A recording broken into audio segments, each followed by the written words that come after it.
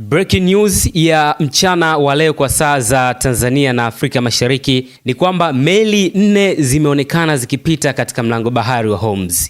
Vyombo vya habari kutoka Ulaya vimefuatilia meli ambazo zimepita katika mlango bahari wa Hormuz baada ya idara inayosimamia jeshi la Marekani CENTCOM kutangaza kuwa wataufunga mlango huo bahari na kuzuia meli zote zinazoingia na kutoka bandari ya Irani.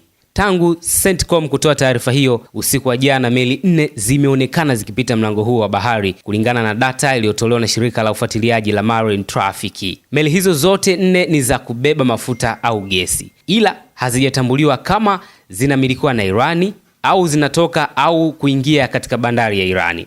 CENTCOM imetangaza kuwa manuari mawili USS Franky Peterson Gerara na USS Michael Murphy ziko karibu na eneo hilo na zitatumika kuondoa mabomu ya bahari yaliyokuwa yamekwama na jeshi la Revolutionary Guard la Irani.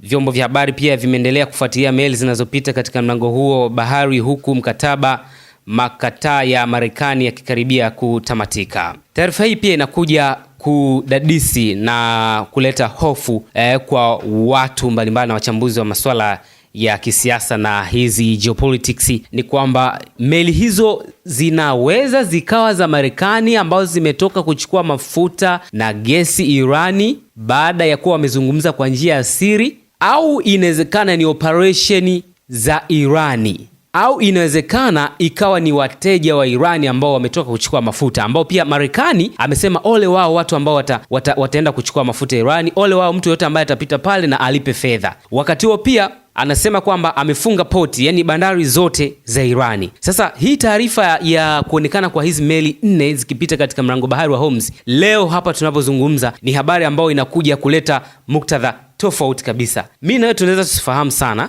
Marekani amekuwa anafanya pia mambo yake kwa usiri mkubwa sana.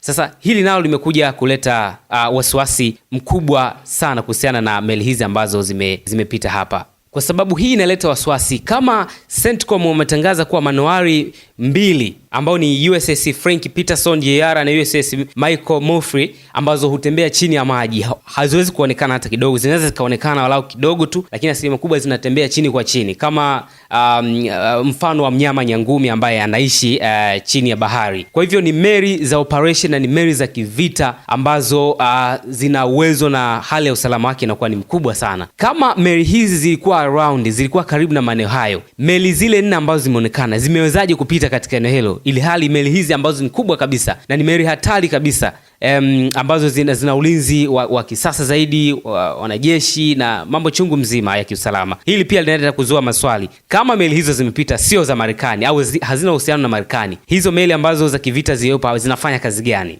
Haya, hii ni taarifa ambayo inakuja kubreak pia kwa namna nyingine. Kwa maoni ulionao, usisite pia kutuandikia hapo. Hakikisha una like, una share na una subscribe.